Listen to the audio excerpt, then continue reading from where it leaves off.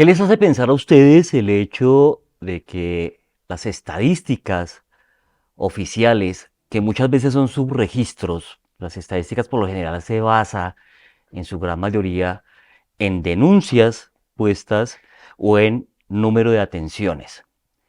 Pero ¿qué les hace pensar que entre enero y junio de este año, 2025, haya habido al menos 17.000 denuncias por violencia intrafamiliar? Dentro de esas denuncias de violencia intrafamiliar caben evidentemente las de violencia de género. Hoy vamos a hablar un poco de ese tema. Y dentro de la violencia de género, los feminicidios, que resultan ser los aspectos más trágicos de ese tipo de violencia. Vamos a abordar hoy el caso de Paula Andrea Quintana, una joven de 30 años a quien su pareja sentimental el pasado 7 de noviembre, un domingo, y resalto el día domingo porque de manera coincidencial al siguiente domingo, es decir, al 14 de noviembre, ocurrió también otro hecho trágico en la localidad de Mosquera, donde en una situación muy similar de conflicto le cobró la vida a una niña de apenas 9 años.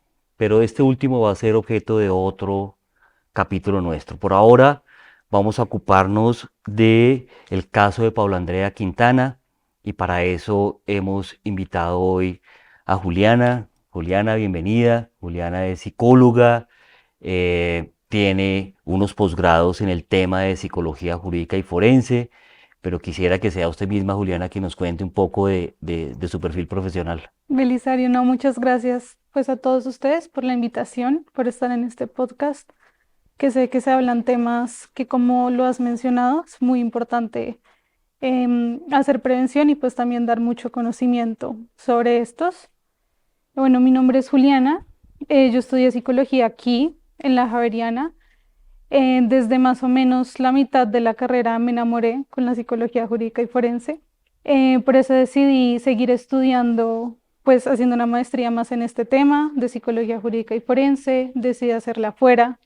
Ahí tuve la posibilidad de desenvolverme mucho en temas de abuso sexual infantil, violencia de género, violencia sexual, pues en general. También de trabajar en centros de prevención de la sexual infantil, pero en este sentido se trabaja más desde la perspectiva del agresor, que me parece también algo interesante de analizar Ujú. en violencia de género. Sí. Y nada, después volví y empecé a trabajar pues enteramente en psicología forense, haciendo evaluaciones psicológicas forenses, muchas de estas dentro del tema de violencia intrafamiliar y violencia de género.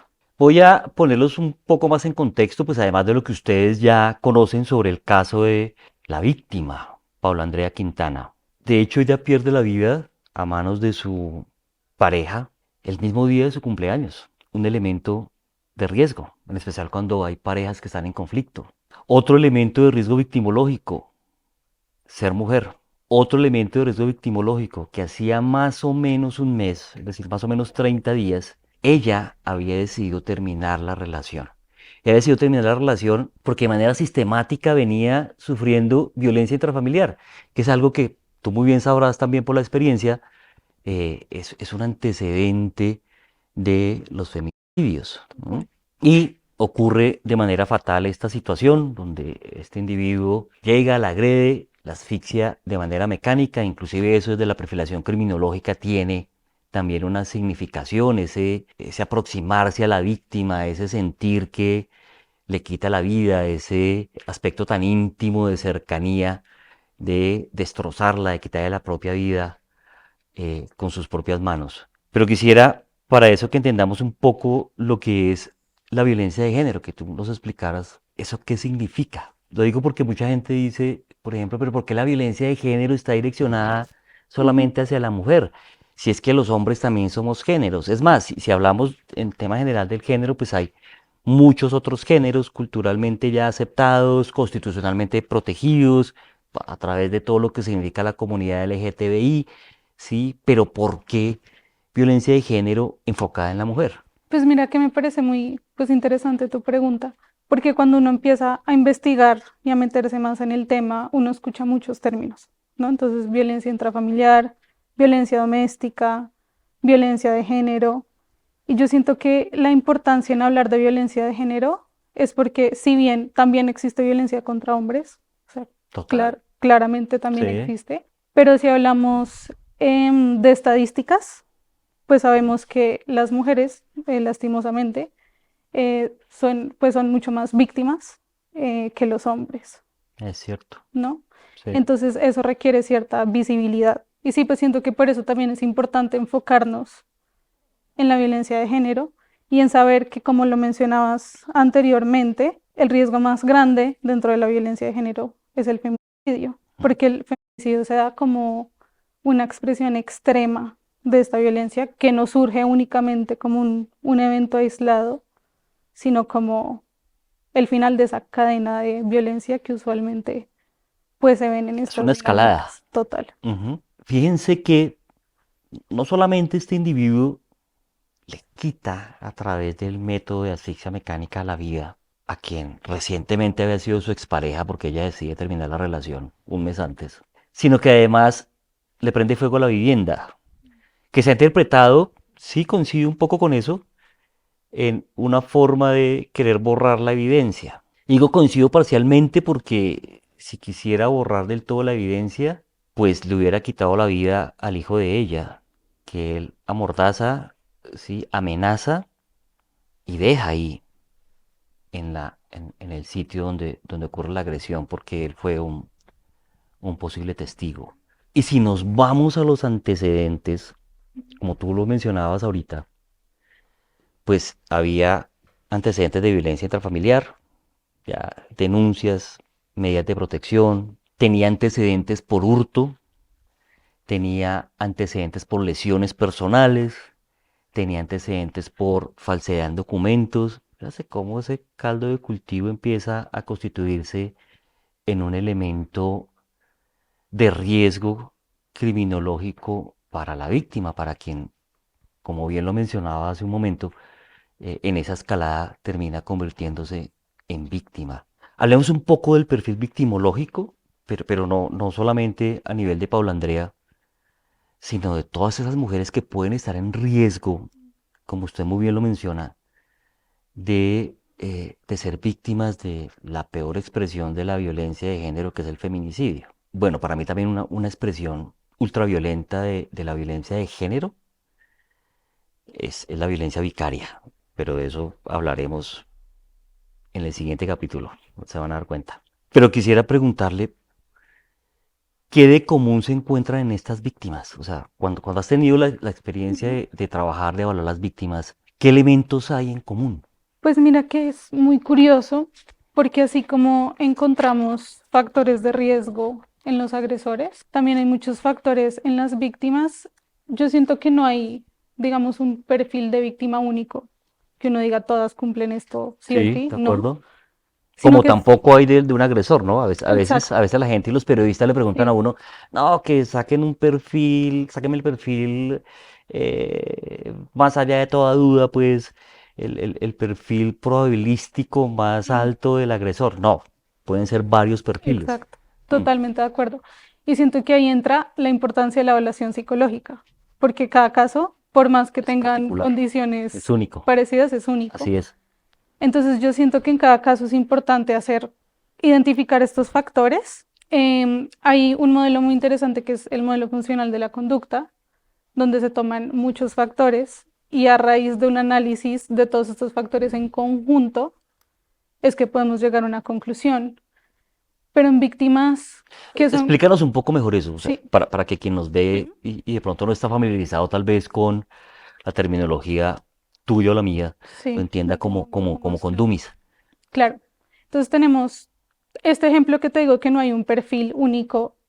¿A qué voy con esto? Que uno ve coloquialmente, por ejemplo, mujeres muy preparadas, muy estudiadas, que después a través de una noticia trágica, de un evento de violencia muy fuerte que no se da a conocer y es como, pero con lo inteligente que es, cómo es posible que haya llevado tanto tiempo en esa relación. Y ahí es que uno se da cuenta que es que cada caso es único. y que hay muchos factores, ¿no? Así es. Entonces, algo que comúnmente sí se ve mucho son las distorsiones cognitivas, ¿no? En las mujeres. Entonces, no, pero yo sé que él va a cambiar. También, por ejemplo, la presión social. Entonces, ¿qué va a pensar todo mi círculo social si me separo? La idea de la familia perfecta. Pero Ujú, entonces, ¿qué pasa si se daña esta idea de la familia perfecta? También puede haber dependencia emocional, ujú. ¿no? Hacia la persona. Y cuando todos estos también pueden haber a veces algunos rasgos de personalidad, ¿no? Entonces, personas que tienden a ser un poco más dependientes.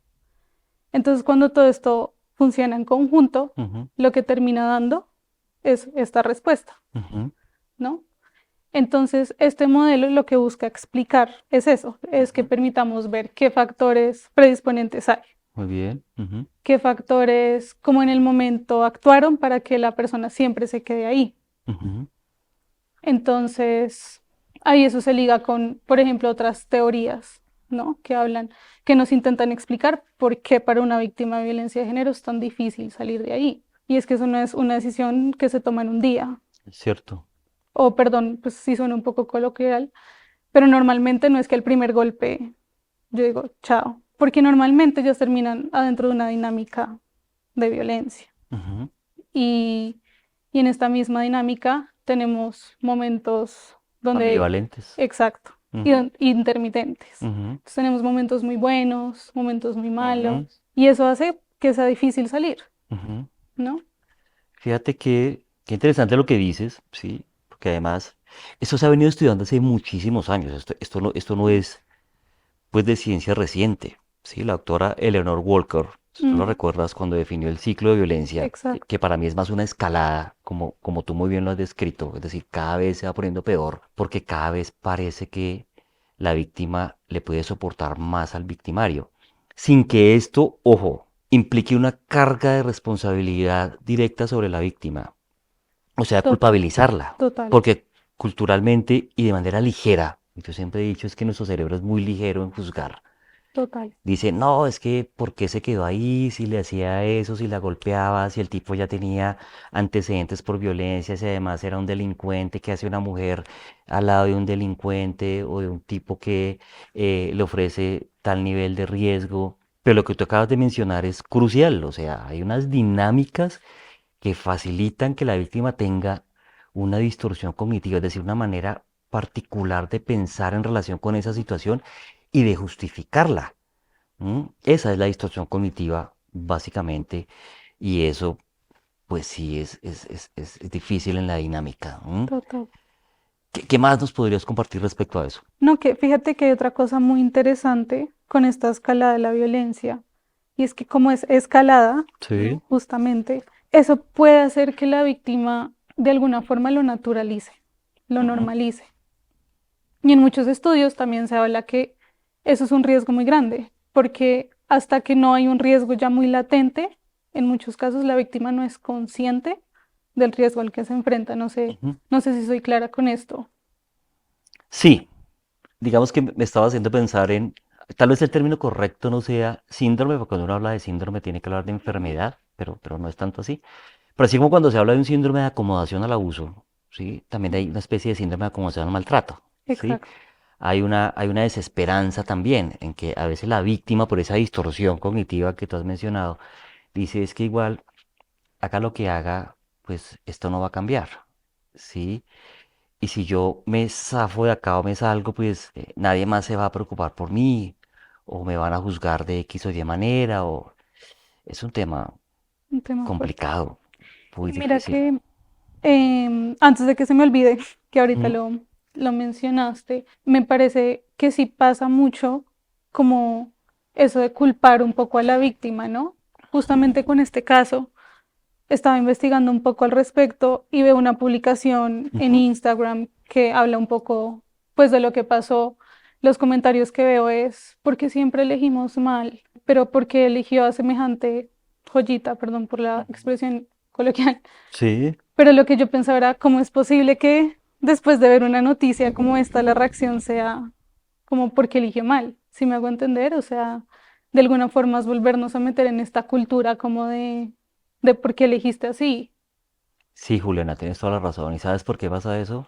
Porque nosotros no hemos aprendido a ser compasivos. ¿M? Y el primer ejercicio de compasión es la autocompasión, ser compasivo con uno mismo, ¿sí? Perdonarse, entenderse, no juzgarse tan duro, porque es que no somos jueces, empezando por ahí, ¿sí? Ni somos el creador o los creadores del universo, ¿no?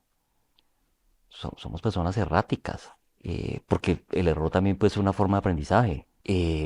Tendemos o se tiende con esa ligereza precisamente a juzgar y, como tú dices, a culpabilizar a la víctima, a creer que es que esta dinámica es sencilla, que es lo que tú mencionabas ahorita, pero si al primer golpe yo me voy, es que me llega a tocar un pelo y yo ya rompo ese vínculo y para de contar, puede que usted lo haga, pero que usted lo haga no significa que el resto del mundo también. Hay gente que tiene situaciones tan complejas de una cantidad de dependencias De factores que se emocionales, combinan. psicológicas, de vínculos inseguros, sí, de hijos de por medio, de dependencia económica, que también es una forma de violencia dentro de esa violencia intrafamiliar, o un tipo de violencia, que hacen que el liberarse no sea tan fácil. Total. Incluso, es que fijémonos en el caso en particular que nos ocupa. Paula Andrea Quintana aparentemente se libra de ese yugo un mes antes y librarse constituye un factor de riesgo. Totalmente de ¿M? acuerdo. En especial cuando el agresor dice, así, si no va a ser para mí o si no es para mí, no será para nadie, la prefiero muerta, compartida, etcétera, etcétera, etcétera, etcétera. ¿Y qué has encontrado en relación con los agresores, de las atenciones que tú le has hecho, los trabajos que tú has hecho con víctimas? Bueno, antes de responder tu pregunta, quería añadir algo más a lo que dijiste, y es que se ha encontrado que en personas que cometen feminicidio y agresores de violencia de género pueden compartir muchas características, Ajá. pero hay algo esencial cuando hay feminicidios y son los estresores, como tener estresores disponibles.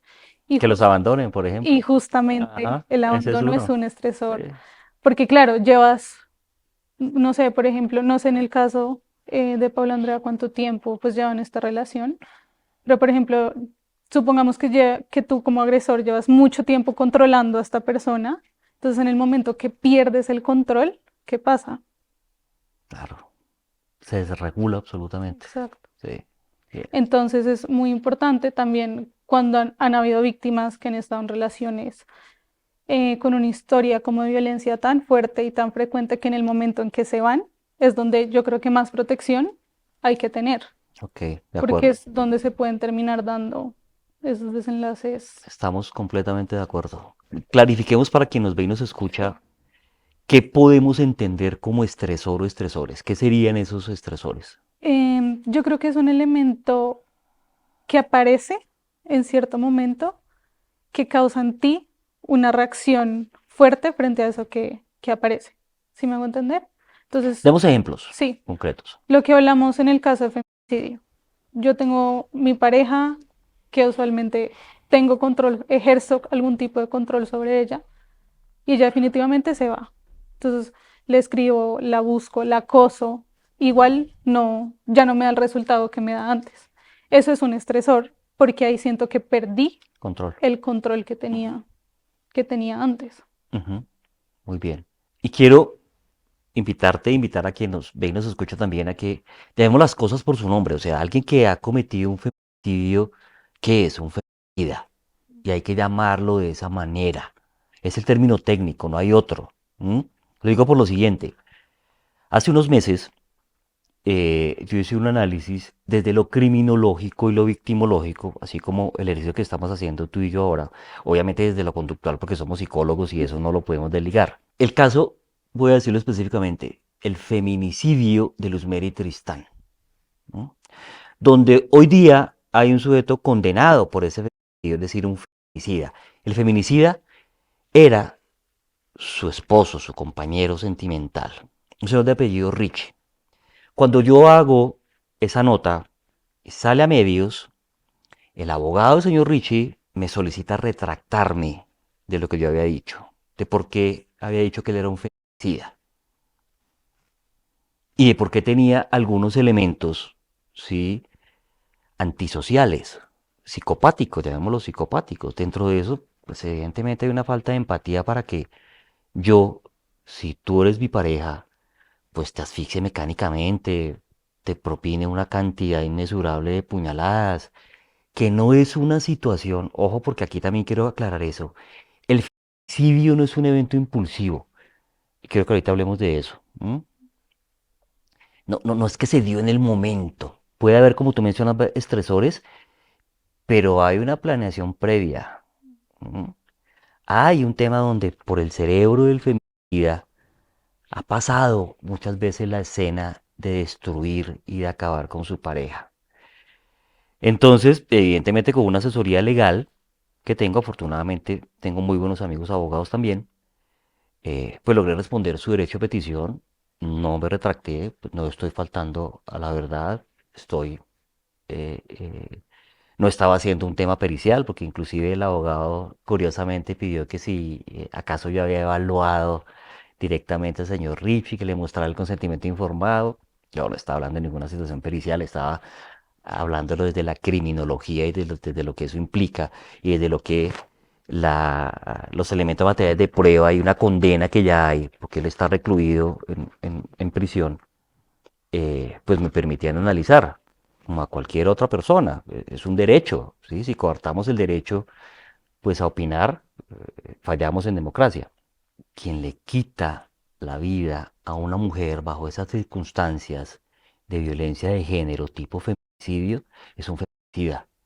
No hay otra manera de llamarlo, ¿sí? Esto no es un hombre equivocado, este no es un hombre impulsivo, este no es un hombre sufrido que no tuvo otra alternativa.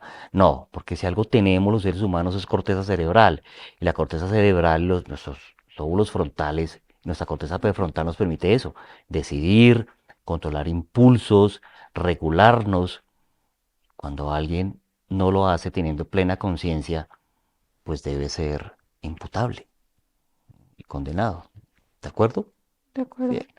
Vámonos precisamente a ese tema. Entonces, de acuerdo a lo que yo he estudiado, la experiencia me ha permitido también conocer, me he dado cuenta que el feminicida, aunque parezca, no comete el crimen de manera impulsiva. Hay un tema de planeación. Eh, de hecho, yo había notado una frase en relación con eso que analicé y había puesto el feminicidio no explota, el feminicidio se anuncia y cada señal ignorada es un escalón hacia la letalidad, hacia la muerte. Pero quisiera que de pronto tú complementaras eso en relación con lo que has conocido en los casos de la violencia de género. Yo estoy de acuerdo en el que yo siento que el feminicidio no es algo impulsivo. Sí se puede dar en un momento de quizás como de desesperación, Ujú. por decirlo así, De descontrol. de descontrol, siento que Ujú. esa es más la palabra, pero no en un momento de que yo nunca lo pensé y de un Ok. momento a otro Ujú. pasó. No, yo sí siento, entiendo cómo lo acabas de decir, como que no es una explosión, pero depende de cómo lo mires, porque si lo ves desde la perspectiva de una escalada de violencia, sí siento que puede ser, como lo dije anteriormente, como una expresión máxima, Ok. De ¿no? Como acuerdo. Sí. de este tipo de violencia. Ujú. Ok. Y vámonos a algo que tú mencionabas en un comienzo que me pareció también supremamente importante, cuando hablabas de que cada caso era en particular. Y si hacemos una trazabilidad de feminicidios en Colombia, nos vamos a dar cuenta que el feminicidio no tiene estrato, que las víctimas de feminicidio no son mujeres sin estudio o mujeres eh, relegadas, abandonadas o en situaciones precarias. ¿No? Y como tú muy bien mencionabas, y uno recuerda en la casuística, yo tuve un caso de una mujer médico, una médico muy famosa acá. Se casa con un hombre que también tiene una profesión muy diferente a la de ella. Se van de luna de miel a un crucero y en ese crucero él intenta asfixiarla mecánicamente y la golpea. De hecho, hay fotografías donde están los signos de las lesiones que él le causó. Y ella en ese momento, por lo que tú mencionabas anteriormente, no denuncia. porque se había casado por lo católico, porque sus papás llevaban, no sé, casi 50 años de casados, porque precisamente por ese goodwill que tenía en el área médica, pues no se iba a exponer, porque los amigos en común no creerían que él la hubiera agredido de esa manera, la hubiera intentado matar, que eso fue básicamente lo que intentó, por creer que puede cambiar, y de hecho ocurre, o sea, duraron varios años siguiendo juntos, tuvieron un hijo en común, pero como tú dices, el tema iba en escalada hasta cuando se puso un poco más serio y ella logra librarse. Y pese a que fue un factor de riesgo, pues lo supo manejar y empieza toda una batalla jurídica y de estrados por triangular a quién, al niño, ¿ves? Que es otro de los temas que estamos también viendo y vivenciando. Algo que comúnmente preguntan en estos temas, Juliana, y es, díganos qué se puede hacer para evitar situaciones como esta. Yo sé que resulta a veces como, sí, son recomendaciones, pero es que no Sí, es tan fácil porque cada caso es complejo, pero digamos que puede haber como unos elementos de detectar banderines rojos, sí, de autoprotección, por total. ejemplo. Fíjate que con este caso en particular aquí sí falta, y es un mensaje para los entes estatales, por ejemplo, oiga, cuando una mujer dé por terminada una relación que ha tenido antecedentes de violencia intrafamiliar, que ha tenido toda esta escalada, protéjanla. Yo tengo conocimiento de que la Secretaría de la Mujer tiene temas de casas refugio, sí, de que hay elementos un poco más funcionales que la simple medida de protección, que a veces la medida Sí, de total. protección es un saludo a la bandera, o sea, es un papel ahí nomás que muchas veces no se cumple. Entonces, ¿qué podrías tú decir con eso? Sí, pues mira, primero, sí siento que hay ciertos factores de riesgo que uno puede aprender a identificar, ¿no?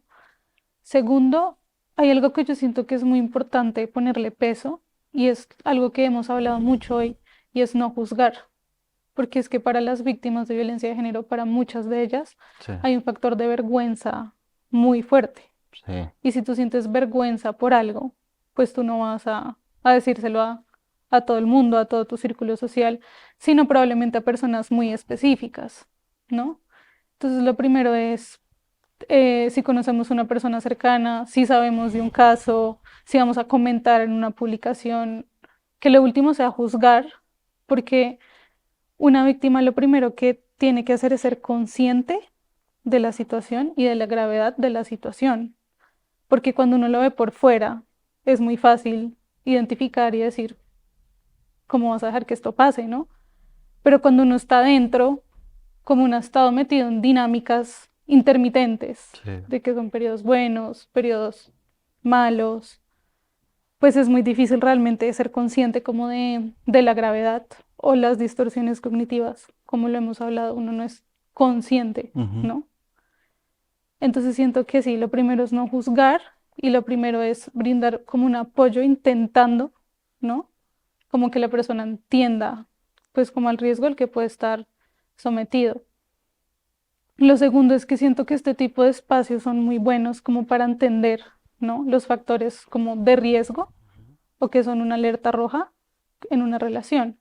Entonces, por ejemplo, lo que me contabas del caso que evaluaste, el hecho de que la haya como intentado asfixiar Ujú. mecánicamente antes, ese es uno de los factores de riesgo Más altos, más altos más graves. para el femicidio. Ujú, El hecho de que hayan habido amenazas de muerte antes, así ujú, sea dentro de una discusión, dentro de un momento como un altercado muy fuerte, si hay amenazas como de ujú. muerte, ya es también un Hay que factor tomárselas en serio, mejor dicho. exacto, como Ajá. no fue que te lo dijo Sí, de broma. de broma mientras Ujú. estaba bravo y se le pasaba, no, eso dice mucho. Ajá. Todo este tema del control, ¿no? De saber en todo el tiempo dónde está la víctima, bueno, de saber dónde, de que tu pareja quiere saber todo el tiempo dónde estás, Sumado a los celos obsesivos. los celos obsesivos, Sí. totalmente. Que el agresor tenga acceso a armas, por ejemplo, también es Eso un es un factor factor de riesgo también fuerte. de los Exacto. más predictores, ¿no? El abuso de bebidas embriagantes o de sustancias Total, psicoactivas. Mm, totalmente. Entonces, aprender a detectar todos estos que acabamos pues de mencionar que son muy importantes y también hay otros que a veces puede ser muy común escuchar, no, pues es una pareja tóxica, ¿no? Como Sí, metiéndonos más en lo sí. cotidiano. Pero hasta qué punto es tóxico y hasta qué punto ya puede empezar a rayar con otros temas, ¿no? Con ser violencia. Ujú, ujú. Entonces siento que lo primero es eso, que es aprender cómo a detectar nuestras banderas rojas o como estos factores Sí. al hablar de prevención. Y ya, pues un llamado como más a nivel institucional es que no sé tú qué conocimiento tengas, pero yo la verdad tengo muy poco conocimiento frente a qué estrategias de prevención existen frente a los agresores o personas que puedan terminar siendo un agresor, porque yo siento que no hay mucho. Claro, en las víctimas podemos ver un poco más, que así debe ser, pero eso no significa que debemos dejar el otro tema de la prevención de lado. Como te decía, pues en España yo tuve la oportunidad de estar en un centro de prevención. Esto es de otro tema, no era violencia de género, era abuso infantil, pero se me hace muy interesante ver cómo estos intentos que hacían estas organizaciones de, mire, si usted siente, si llega a sentir atracción hacia un niño, si llega a tener pensamientos de este tipo, escríbanos, así sea anónimo, de cualquier forma, y nosotros vemos cómo integramos a esta persona a un centro donde se tratan este tipo como de conductas que pueden ser una bandera roja que a la larga pueden desenvolver en algo pues mucho peor. Entonces, ¿qué está pasando aquí en ese tema en cuanto a violencia de género? ¿Qué hay de prevención con las personas que pueden llegar a agredir? Creo que hay muy poco Ujú. y creo que eso también es muy importante porque podemos alertar a la víctima, podemos enseñarle, puede haber mucha psicoeducación al respecto, pero ¿qué pasa por el otro lado? Tienes toda la razón, Juliana. Y te voy a confirmar lo que acabas de decir. No hay en el trabajo con el agresor potencial un abordaje que sea eficiente. Fíjate nomás, el distrito ha intentado y ha sido una muy buena iniciativa usar la línea calma, pero dice que cuando el hombre se sienta entusado, ¿sí? Que lo acaban de dejar o que tiene ira por una situación relacionada con la pareja o porque está abusando de alcohol y drogas alucinógenas, en fin, por varios elementos, entonces los hombres pueden llamar a la línea calma y reciben un tipo de asesoría. Sin embargo, estamos hablando de un perfil donde tienen poca o nula introspección. Exacto. Es, y mientras tú no la tengas, pues no vas a reconocer que tienes una situación de riesgo. Por el contrario, vas a justificar y vas a decir, yo soy el que tengo la razón, quien está equivocada es ella. También porque las disociaciones cognitivas no son solamente de la víctima, Sí, sino no en también. mayor medida incluso Sí. las he encontrado yo por experiencia en los victimarios. Entonces sí, es un tema complejo y lamentablemente no estamos trabajando a ese nivel.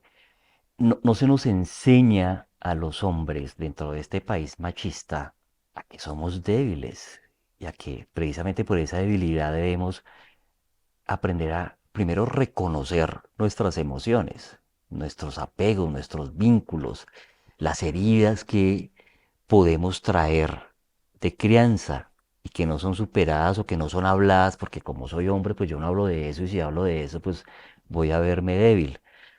Eh, y no hay centros especializados de trabajo, como tú muy bien lo mencionas, ocurren en España.